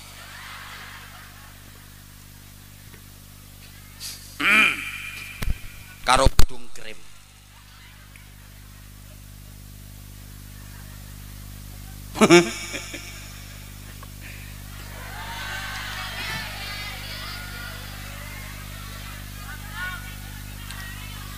Kok rewel toh? Omahmu ngendi engko tampiri tak ceritani dhewe. Nah, sekarang yang kedua, kalau tadi nomor 1 muhsinin. Yang kedua, kanu qalilam minal laili ma yahjaun. Mereka orang-orang bertakwa yang dijanjikan surga di waktu malam tidurnya sedikit. Kalau malam tidurnya hanya sedikit. Kok malam tidurnya sedikit? Bukankah Allah menciptakan malam untuk tidur, untuk istirahat, siang hari untuk kerja, cari maisha? Wa ja'alna al-laila libasa wa ja'alna an-nahara ma'asha. Memang Allah menciptakan siang hari untuk cari maisha, malam hari untuk beristirahat. Tapi kalau kita memang benar-benar ingin bisa sampai ke surga, untuk bisa sampai ke sana butuh biaya yang banyak, modalnya banyak. Kalau hanya mengandalkan amal biasa kurang, maka kita harus berani melakukan amal lembur malam hari. Mudah-mudahan paham. Kayak Bapak Ibu misalnya, sampean lagi butuh duit banyak, lagi butuh biaya banyak. Kalau mengandalkan hasil kerja, gajian tidak cukup, ditawari lemburan dengan gaji lebih besar. Purun apa purun? Ya mesti purun. Lah kita ini butuh ke surga, butuh pahala banyak, butuh amal banyak.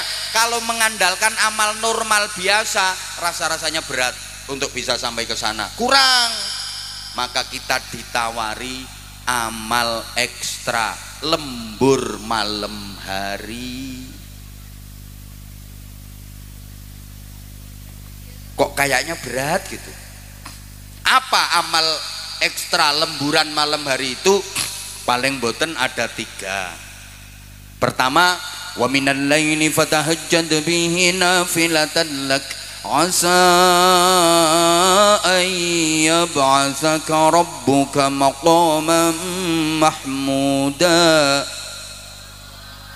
Dan dari sebagian malam bertahajudlah sebagai tambahan amal untuk mendapatkan pahala ekstra, agar kalian ditinggikan derajatnya oleh Allah Subhanahu wa ta'ala. Warga Getas Kerep, kalau malam hari waktu tidur biasanya tengah wengi, lewat tengah wengi ngelilir, nggih ngopo? Nguyuh. Bareng nguyuh langsung sholat? Mboten. Ngopo bareng nguyuh? Turu. Ya Allah, berarti Getas Kerep ora cara cewek nggih. Lah bareng nguyuh langsung turu. Ih, ayu-ayu padha kepet. Gila nih.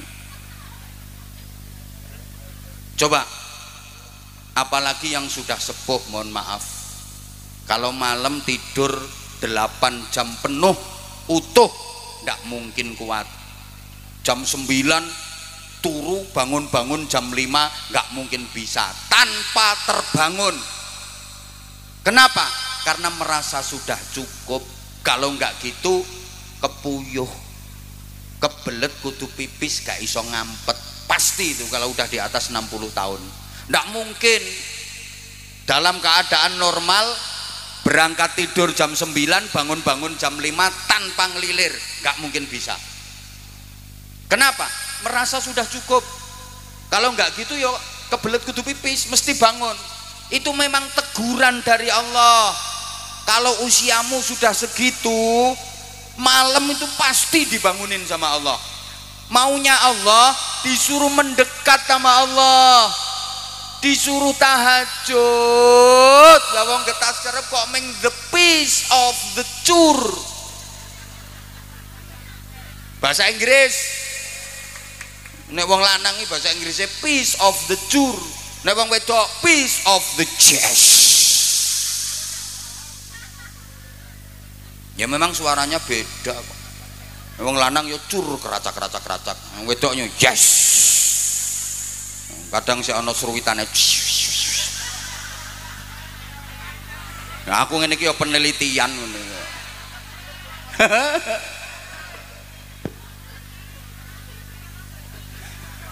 Yang kedua, wes apa wes yang diguyu kok. Yang kedua, yatluna ayatillahi ana al-lail, lemburan amal malam hari. Yang kedua, baca ayat-ayat Allah di keheningan malam, maca Quran. Syukur-syukur iso angen-angen sak maknane kok sak mangane. Halo? 1 tahajud, 2 baca Quran. Yang ketiga, zikir wengi engkang suwe. Itu 3 amal lemburan. Bukankah kemarin Ramadan sudah dilatih tiap malam taraweh, witir, berarti suluh tahajud istiqomah setelah Ramadan. Tiap malam baca Quran, tadarus. Sekarang lanjut. Mbok ora digatekke aku ngomong. Padahal yang di sana udah nunggu aku.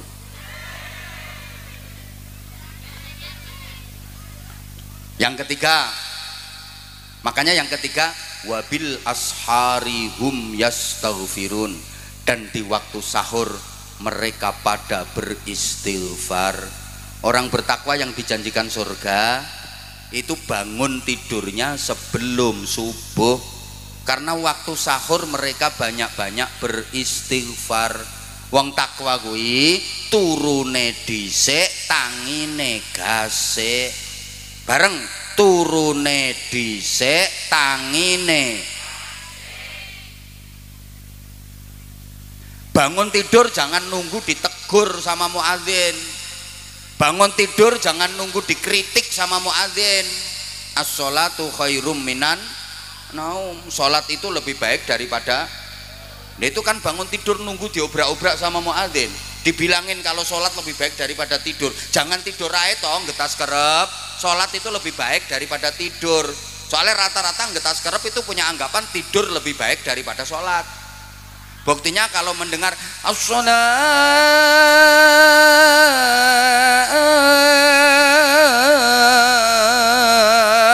khairum minan naum, ora penak ya ora laris lambemu. Coba ketika mendengar seruan as-sholatu khairum minan naum, lebih banyak mana yang ke masjid berangkat sholat daripada yang masih tidur?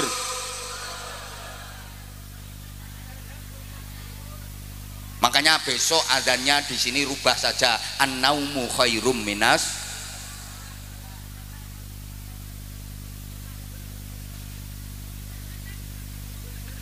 Perbanyak istighfar Bapak Ibu. Rasulullah itu nggak pernah salah, nggak pernah dosa, sedikit pun nggak ada. Itu kalau istighfar mohon ampun kepada Allah tiap hari nggak pernah kurang dari 100 kali. Sami nggih kalih ngetas kerep pret. Mung jak istighfare mulat ngono. Astagfirullahaladzim. Nah, ini ada hadis sahih Rasulullah yang bersabda, kita dianjurkan untuk istiqomah baca Sayyidul Istighfar. Namanya aja Sayyidul Istighfar, ratunya istighfar. Allahumma anta rabbi la ilaha illa anta khalaqtani wa ana 'abduka wa ana 'ala 'ahdika wa wa'dika mastata'tu a'udzu bika min syarri ma sana'tu abu'u laka bi ni'matika 'alayya wa abu'u bi dhanbi faghfirli fa innahu la yaghfiru dzunuba illa anta. Siapa yang baca Sayyidul Istighfar di waktu pagi menjelang matahari terbit, kok ternyata siang harinya dia mati, maka dia masuk surga. Kalau Sayyidul Istighfar dibaca sore hari menjelang matahari terbenam, kok ternyata malam harinya dia mati, dijamin masuk surga. Bapak Ibu, sampean nanti rencananya matinya siang apa malam? Nah kalau nggak tahu ya berarti dibaca terus. Kok misalnya matinya siang, paginya udah habis baca. Oh kok matinya malam, sorenya udah baca, gitu loh. Muka-muka paham. Yang keempat, loh ini waktu kita dibatasi waktu sayang. Aku juga maunya sih berlama-lama sama kamu. Wa fi amwalihim haqqul lis-sa'ili wal mahrum. Dan di dalam harta kekayaan mereka ada haknya orang miskin. yang meminta-minta atau yang tidak meminta demi menjaga kehormatan dan harga diri.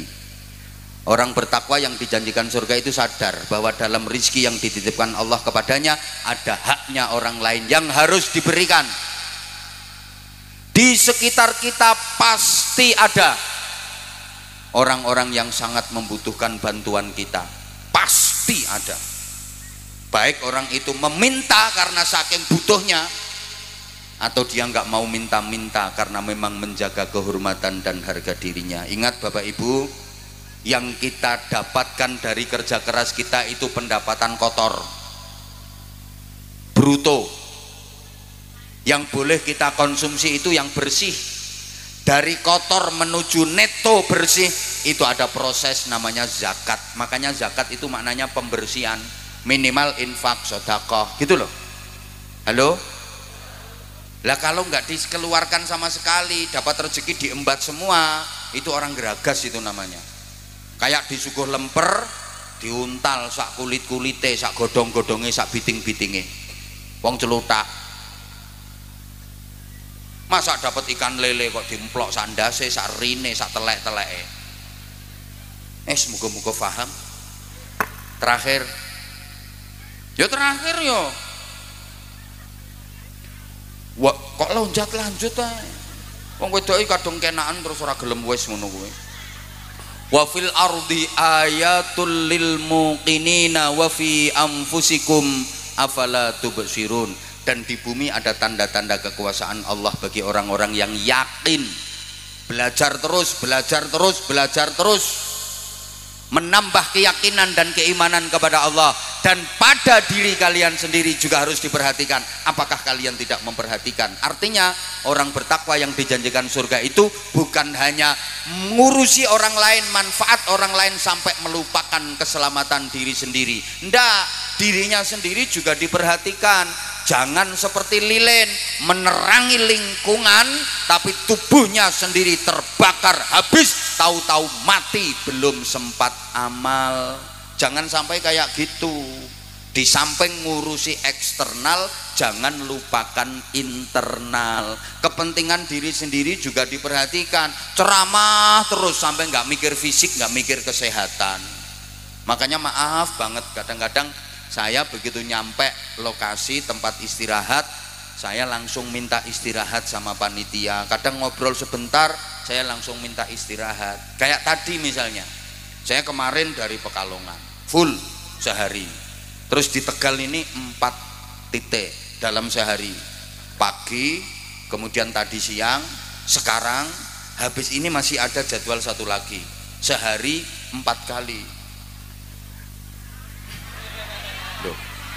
Makanya maaf, begitu tadi saya nyampe tempat transit, saya ngobrol sebentar langsung minta istirahat. Kenapa? Kalau misalnya saya nggak istirahat, nuruti panitia diajak ngobrol terus, remuk saya, malah saya nggak bisa ceramah sekarang, gitu loh. Makanya saya minta istirahat. Saya bisa istirahat, bangun fresh, bisa ceramah. Bukan karena sombong, bukan karena angkuh, mohon maaf panitia. Kadang panitia yang nggak menyadari, mohon maaf, gaya sombong, nggak gelem ngobrol sama panitia, bukan berarti nggak mau ngobrol. Tetap ngobrol dong. Sebelum istirahat saya juga udah ngobrol, selesai istirahat tadi juga ngobrol. Lah kalau nuruti ngobrol sama panitia, paling pertanyaannya itu aja. Ada berapa jadwal di Tegal? Paginya di mana? Siangnya di mana? Sorenya di mana? Terakhirnya di mana? Nah, panitia juga harus paham dong kalau misalnya kitanya lagi butuh istirahat. Kita juga perlu istirahat. Jangan terus diforsir.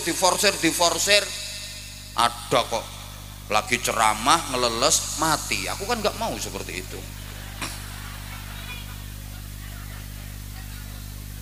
Halo? Loh, ya kepentingan dirinya sendiri juga perlu. Bapak Ibu sama ndak tahu. Kayak gini misalnya ya, saya mau berangkat terus pamit, terus dibilangi ngaji terus. Anak, ya kan anak ngomong, abah ngaji terus, kalau libure ngaji terus, gak tahu libur, rasanya hati deg. Iya nak, kamu juga punya hak atas abah. Abah minta maaf ya nak ya. Belum lagi santri, anak-anak santri yang ikut saya 2.500 lebih, mereka juga butuh saya. Lah kalau saya nuruti jamaah, nuruti masyarakat terus, santri sendiri nggak kopen, dolim saya. Makanya kemarin Ramadan full 1 bulan saya sama santri off, saya nerima jadwal cuman 3 aja, selebihnya enggak, karena memang waktu saya untuk santri. Duh, ini juga harus dipikirkan. Kok meneng sampean? Lo kadang-kadang saya berpikir gitu, saya ini udah 20 tahun lebih keliling masyarakat, wiritan wirawiri turut ratan. Wilayah Indonesia alhamdulillah udah semua, 34 provinsi dan beberapa negara luar negeri. Kadang-kadang sudah berpikir, ya waktunya saya nungguin santri, waktunya saya ngemong santri, masyarakat arang-arang wae. Tapi gimana kalau udah ada panitia datang ke rumah, itu saya juga bingung. Mau diterima itu yo santri juga punya hak, keluarga juga punya hak. Mau ditolak itu kok iso eman-eman nih lo. Maksudnya gini loh sayang. Maksudnya gini, yung kalau waktunya longgar ada, saya sehat, masa diminta ngaji kok ndak mau gitu loh, kan eman. Ya bingung juga gitulah. Ini aja kemarin dibuka jadwal untuk 2027, ndak sampai seminggu, setahun full sampai Desember 2027. Coba pikir, aku tuh juga heran, orang-orang itu kok nggak belenger, nggak bosen sama aku, padahal aku juga jelek, tampang juga nggak punya nilai jual, tapi manis sih emang. Loh, kenyataan sekarang penceramah baru banyak, tapi nyatanya dibuka jadwal untuk 2027 kemarin itu ndak sampai seminggu, setahun full terjual, udah habis sampai Desember 2027. Nah ini orang yang nggak seneng, sombong. Emang ini babnya bab sombong? Ya Allah, ini saya curhat gitu loh. Makanya sampean juga harus paham dong, kalau saya nggak boleh lama-lama ngajinya. Waktunya kan dibagi toh sayang. Ya udah, kalau nggak mau tak panggil sayang, waktunya harus dibagi kenter. Anyel aku. Lah itu 5 kriteria orang bertakwa yang dijanjikan surga. Dah, sekarang tadi yang katanya mau minta sarung, ayo siapa yang berani naik panggung, anak-anak dulu, ayo. Mana?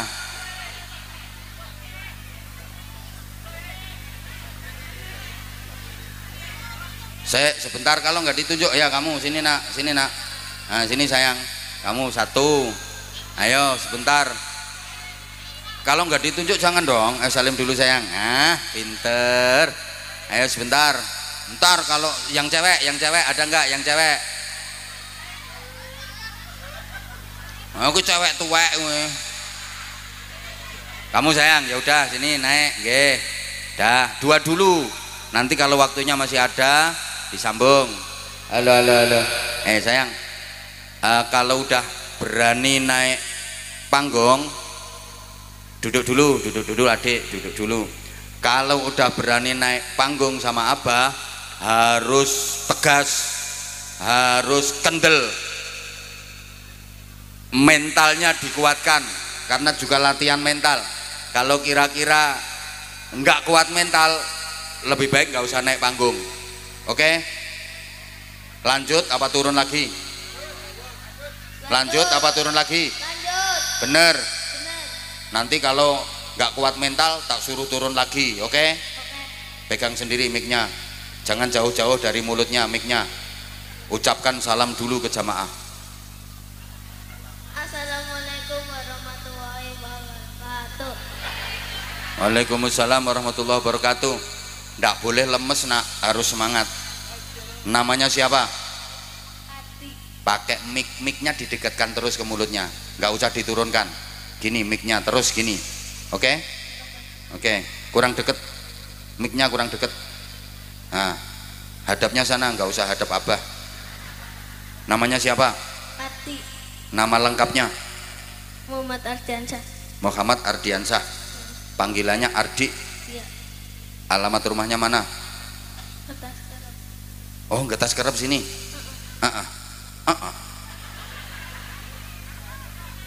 Ardi sekolahnya kelas berapa? 2 MI apa SD? SD. SD. SD mana? SD Negeri Kertas Kerap. SD Negeri Getas Kerep. Masih kelas 2? Iya. Kalau berangkat ke sekolah masih diantar apa berangkat sendiri? Berangkat sendiri. Pakai sepeda apa jalan kaki? Jalan kaki. Kemarin waktu Ramadan puasa apa enggak? Puasa. Penuh sebulan?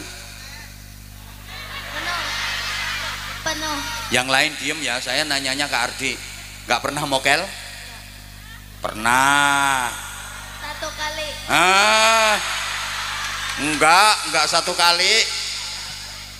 Enggak 1 kali. Ayo jujur, berapa kali mokelnya? 2. 2. Ayo coba sekarang Ardi, kenapa waktu itu kok mokel? Nggak kuat.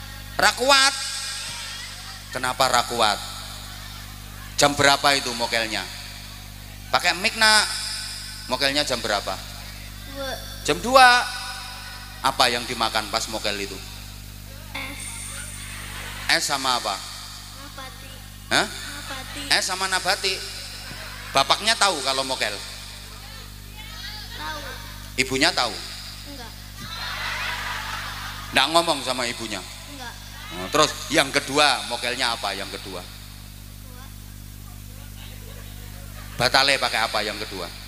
Nasi. Nasi di rumah. Berarti ibunya tahu yang kedua. Ya udah. Nanti jangan mokel lagi ya nak ya. Iya. Mic-nya yang deket toh, mic-nya Ardi. Ardi kan baru kelas 2. Ngajinya sudah sampai Al-Quran apa belum? Belum. Belum. Sampai jilid berapa? Sama. Oh, sampai juz amma. Yang ngajar ngaji siapa? Banisa. Siapa? Banisa. Mbak Nisa. Ngajinya di mana? Di depan rumah. Oh, di depan rumah. Jadi di halaman rumah depan gitu yang ngajinya. Di depan rumah. Lah iya, di depan rumah kan halaman. Berarti ngajinya Rumah. oh di depan rumah ada rumah terus. Itu ngajinya. Oh, di situ ngajinya. Yang ngajari Mbak Nisa. Pakai mic yang kencang tuh Ardi. Ardi nanti kalau udah lulus sekolah SD pengen mondok apa enggak? Pengen. Pengen, bener. Mondoknya di Jawa Tengah apa di Jawa Timur apa Jawa Barat? Jawa Tengah. Jawa Tengah. Cita-citanya Ardi kalau udah besar pengen jadi apa? Presiden.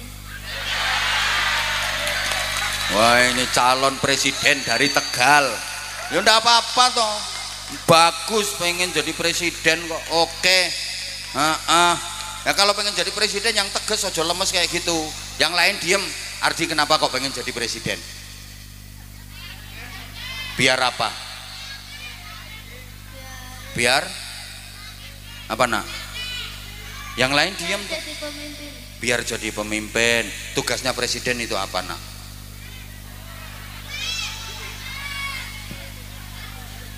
Mimpin negara ya. Nah sekarang Ardi mau tampil apa? Apa? Mau tampil apa? Kan yang bareng sama apa itu ada tampilnya, ada sholawatan, ada azan, ada ngaji Quran, ada nyanyi. Ardi mau tampil apa? Tadi kok ngacung-ngacung sini loh. Pengen apa Ardi? Sholawatan. Hah? Sholawatan. Pengen sholawatan. Kalau udah sholawatan nanti dikasih apa? Uang. Dikasih apa? Uang. Uang. Kok Ardi tahu kalau dikasih uang? Taunya dari mana? Dari sendiri. Oh, dari sendiri. Ibunya Ardi ada datang di sini nggak ibunya? Ada. Di mana? Oh, di sana. Ya. Bapaknya? Di sana. Di sana juga. Ardi kok maju ke sini sama siapa tadi? Hah? Teman. Sama temen. Memang udah pengen ketemu sama Abah? Ya. Udah siap. Siap. Bapaknya tahu nggak kalau Ardi naik? Nggak tahu. Ya udah, sekarang mau sholawatan apa? Presiden nu kesuwen lah mikir. Presiden itu tas-tes gitu loh. Ayo mau sholawatan apa? Ardi naik panggung ini maunya Ardi sendiri apa ada yang nyuruh? Naik sendiri. Naik sendiri. Coba sekarang sholawatan. Ayo. Sholat apa? Salatullah salamullah la toha rasulillah. Ya udah, ayo itu sholawatan. Duduk dulu Ardi, duduk dulu. Adik sekarang, adik. Ayo salam dulu adik. Assalamualaikum warahmatullahi wabarakatuh. Waalaikumsalam warahmatullahi wabarakatuh. Adik namanya siapa? Siti Anissa Salsabila. Panggilannya? Anissa. Sekolahnya kelas berapa? Kelas 5. Kelas 5 SD apa MI? SD. Berarti tahun depan kelas 6 udah lulus. Rencananya mondok apa ndak Anissa? Mondok. Bener. Ya. Cita-citanya Anissa pengen jadi apa? Penceramah. Penceramah. Emang Anissa udah pernah ceramah? Udah. Udah pernah ikut lomba ceramah? Udah. Di mana? Kecamatan. Tingkat kecamatan. Dapat juara berapa? 1. Bener. Ya. Sama. Kalau Abah dulu sebelum ceramah profesional ikut lomba ceramah malah tingkat provinsi. Tapi juara 2. Soalnya pesertanya cuma 2. Berarti sekarang ini Anissa mau ceramah. Nah, berarti nanti cita-citanya pengen jadi penceramah. Kenapa pengen jadi penceramah? Karena ingin menyebarkan ilmu agama. Karena ingin menyebarkan ilmu agama. Itu bener, gue aja duit ae. Menyebarkan ilmu agama, betul itu. Coba sekarang Anissa ceramah. Ayo coba berdiri, ayo. Biar nggak lama-lama nanti waktunya. Ayo coba sekarang Anissa, ayo. Ini lo sing kendel koyo Mbak Anissa. Ardi. Ayo mulai Anissa, ayo. Assalamualaikum warahmatullahi wabarakatuh. Waalaikumsalam warahmatullahi wabarakatuh. Ini anak baru kelas 5 loh ya. Ya langsung. Alhamdulillah, alhamdulillahi rabbil alamin. Wassalatu wassalamu ala ashrafil anbiya'i wal mursalin Sayyidina maulana Muhammadin wa ala alihi wa sahbihi ajma'in. La hawla wa la quwwata illa billahil aliyyil azim. Amma ba'du. Yang kami muliakan para alim, para ulama, para kiai, para ibu nyai, para ustaz dan ustazah yang kami muliakan pula. Wabil khusus Al-Mukarram Rama Kiai Haji Anwar Zahid dan Doro Habib Muhammad Sultan Badari bin Syakaf Al-Habsyi, yang mudah-mudahan beliau selalu diberi sehat walafiat dan dipanjangkan umur yang barokah. Allahumma amin amin ya rabbal. Dan tidak ketinggalan pula rekan-rekanku yang senasib seperjuangan, semuanya yang kami banggakan dan kami cintai, dan bapak-bapak, ibu-ibu yang kami hormati pula.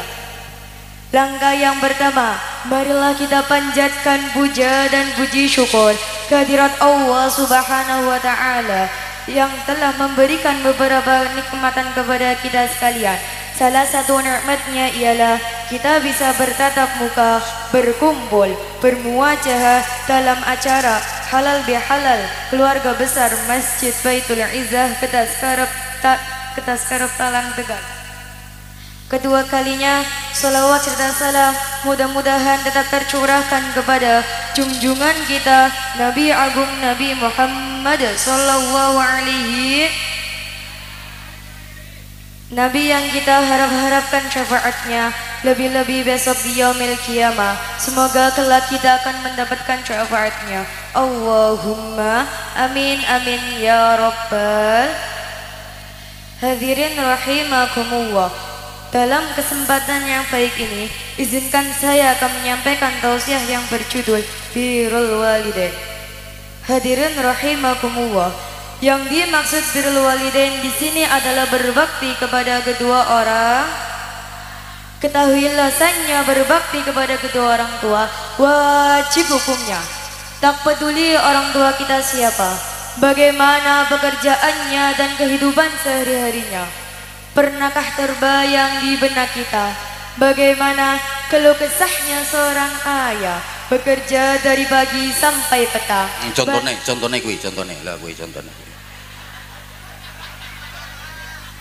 terus bekerja dari pagi sampai petang, banting tulang dengan tetesan keringatnya demi menghidupi kita. ya. Dan pernahkah terbayang di benak kita bagaimana ibu mengandung selama 9 bulan Aku dan tahu, melahirkannya iso dengan bayangno. mengorbankan nyawanya. Masya Allah. Tak sampai di situ, ibu juga menyusuinya selama 2 tahun. Betul, bapak-bapak gak tahu. Orang metu walaupun di diesel orang metu. Lanjut Dok. Allah berfirman dalam Al-Quran rungokne. surat Al-Isra ayat Ya Allah. 23 yang berbunyi, A'udzu billahi minasy syaithanir rajim. Bismillahirrahmanirrahim. Wa qada rabbuka alla ta'budu illa iyyah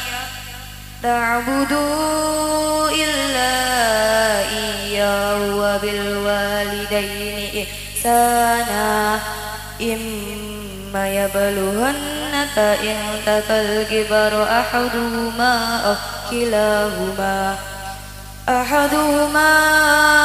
kilahuma fala taqul lahumā uffin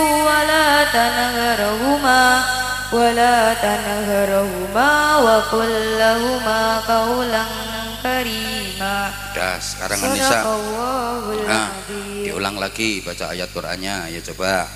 Nanti lain kali kalau mau baca ayat Qur'an harus dihafalkan dulu dengan benar. Ayo coba diulang.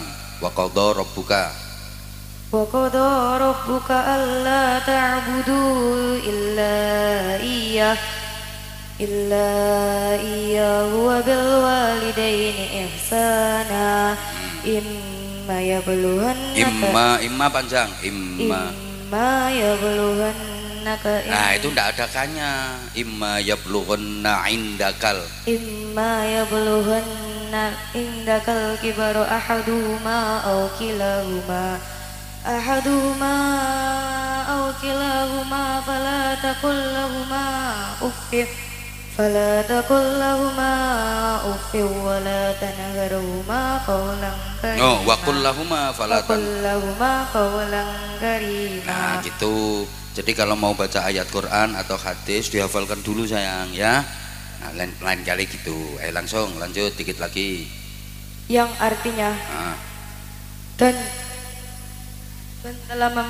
Allah telah memerintahkan supaya kamu jangan menyembah selain Dia, dan hendaklah kamu berbuat baik pada ibu bapakmu dengan sebaik-baiknya. Jika salah seorang di antara keduanya atau kedua-duanya sampai berumur lanjut di pemeliharaanmu, maka sekali-kali janganlah kamu mengatakan kepada mereka perkataan dan janganlah kamu membentak mereka, dan ucapkanlah kepada mereka perkataan mulia.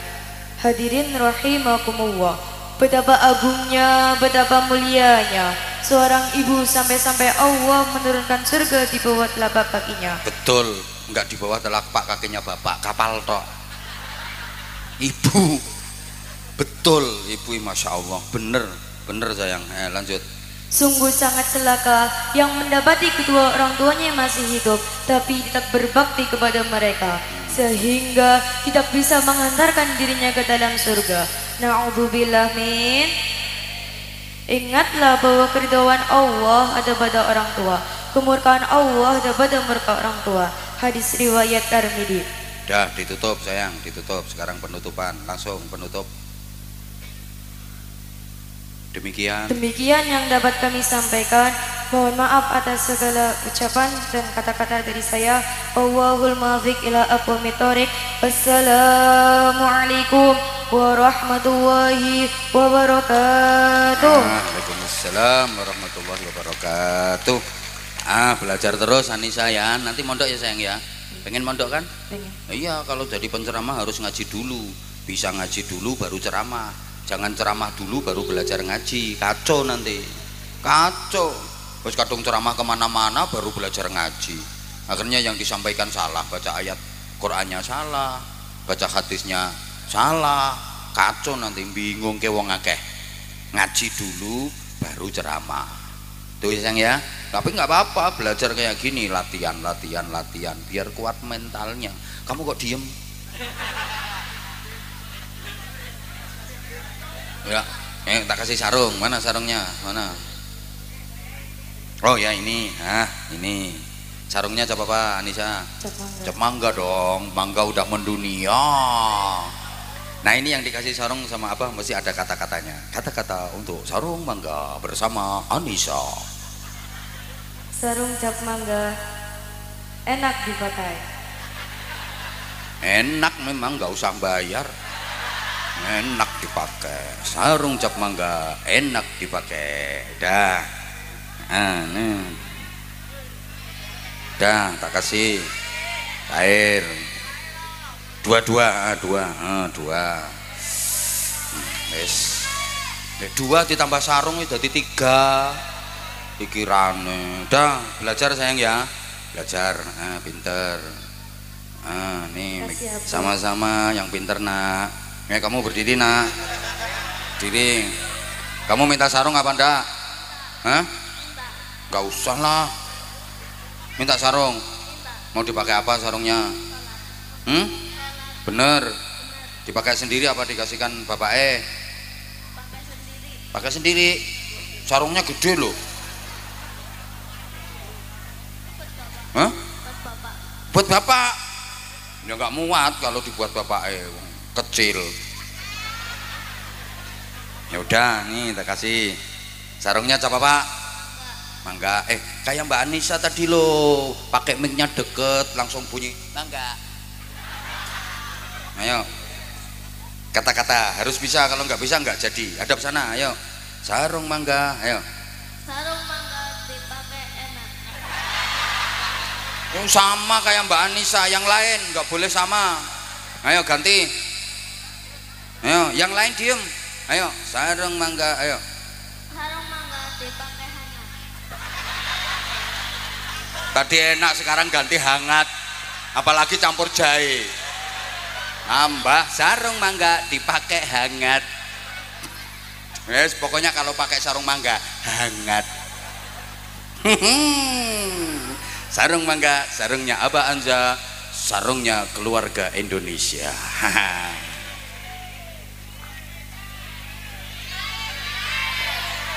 Yo cair yo, ora mikir. Dah sesuai amal perbuatan. Anak kecil itu nggak boleh duit banyak-banyak. Dah pinter ya sayang ya. Nanti ketemu Abah lagi lebih kental. Mondok ya nanti ya. Nah, matur suwun semuanya. Pinter sayang, pinter semuanya. Matur suwun semuanya. Saya sebenarnya pengen di sini sampai jam 12 nggak apa-apa. Tapi karena ya waktunya harus kita bagi. Sekali lagi saya mohon maaf. Nanti masih ada acara lanjutan, masih ada sambutan, masih ada ceramah lagi. Saya mohon izin Bapak Ibu, doanya nanti di belakang. Maaf, wafaqanallahu wa iyyakum. I love you semuanya. Assalamualaikum warahmatullahi wabarakatuh.